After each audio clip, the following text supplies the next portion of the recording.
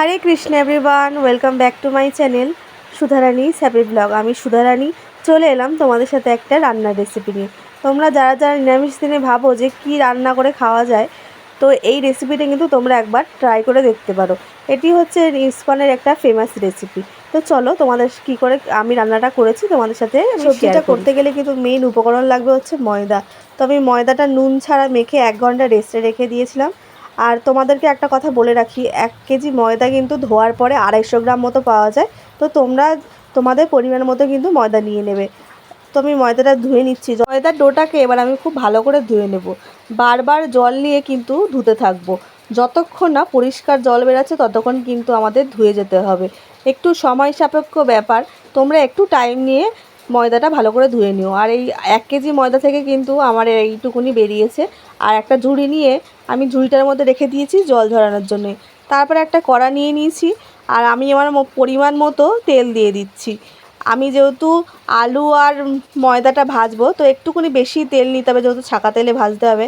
আর এরকম করে কিন্তু আমি আলুটা আমান্য করে নিয়েছি। আমি কিন্তু আজকে আলুটা দিয়েই সবজিটা করব। অনেকে অনেক রকমভাবেই করে, আলু ছাড়াও সবজি করে, তো আমি এটা আলু দিয়েই করছি। আর এদিকে তেলটা গরম হচ্ছে, এবার কিন্তু আমি আলুটা আস্তে আস্তে দিয়ে দেবো। আর একটু লাল লাল করে কিন্তু আমি আলুটা ভাজবো। গ্যাসের ফ্লেম হাই রেখে আমি কিন্তু আলুগুলো ভেজে নিচ্ছি। আর খুব তাড়াতাড়ি আলুটা ভাজতে আমি কিন্তু একটু হলুদ দিয়ে দিলাম। খুব তাড়াতাড়ি কিন্তু হলুদটা দিলে আলুটা ভাজা হয়ে যায়। একটু লাল লাল করে কিন্তু আমি আলুটা ভেজে নেব। তো এই যে লালটা হয়েছে এটা হবে না, আর একটু লাল হোক, তারপরে আমি কিন্তু আলুগুলো সব তুলে নেব। তোমরা কিন্তু একটুখানি ভালো করে আলুটা ভেজে নিও।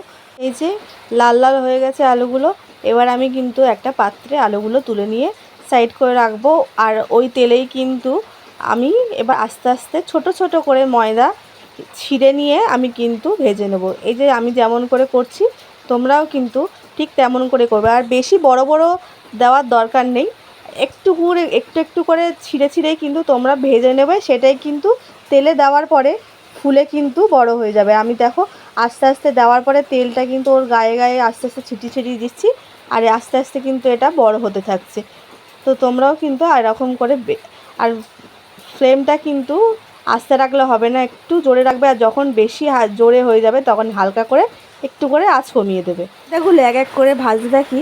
আর তোমাদের সাথে একটা গল্প শেয়ার করি।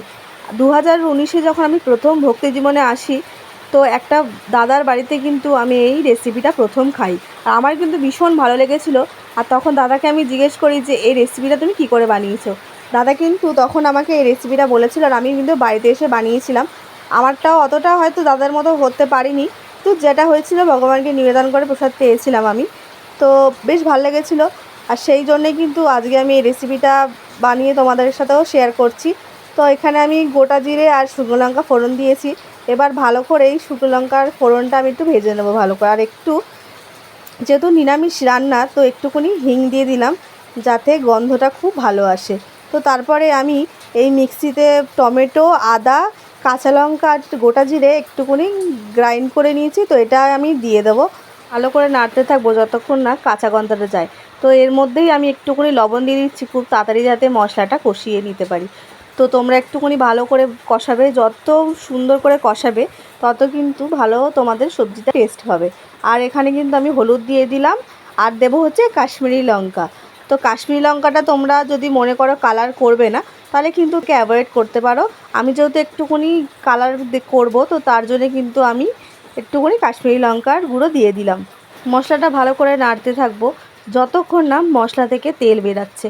কারণ যখন দেখবে তোমরা মশলাটা কষাতে কষাতে যখন তেলটা ছাড়ে, তখনই কিন্তু তোমরা ভাববে যে মশলাটা তৈরি হয়ে গেছে।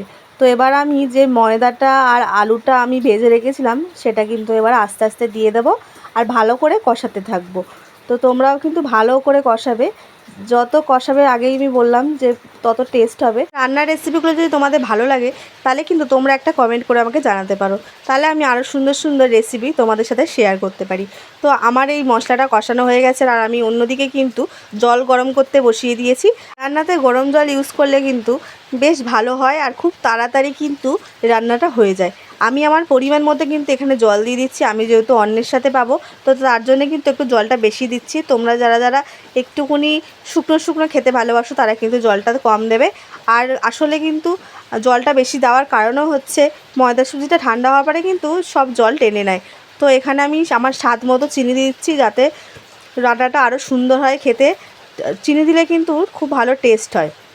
তো তারপরে আমি যেহেতু ধনেপাতা খেতে ভালোবাসি তার জন্য কিন্তু ধনেপাতা একটু দিয়ে দিলাম। তোমরা যারা যারা ধনেপাতা খেতে ভালোবাসো না তারা কিন্তু ধনেপাতাটাকে অ্যাভয়েড করতে পারো। তো একটুখানি ভালো করে নেড়ে নিচ্ছি। আর আমি আমার বাড়িতে একটুখানি ভাজা মশলা করেছিলাম, তো এই ভাজা মশলাটাও কিন্তু আমি রান্নাতে দিয়ে দিচ্ছি গরম মশলার জায়গায়। তোমরা কিন্তু গরম মশলাটা দিতে পারো। তো আমার একটা ইউটিউবে চ্যানেল আছে সুধারানী হ্যাপি ব্লগ বলে, তোমরা কিন্তু ওই চ্যানেলটাকেও ফলো করে আসতে পারো।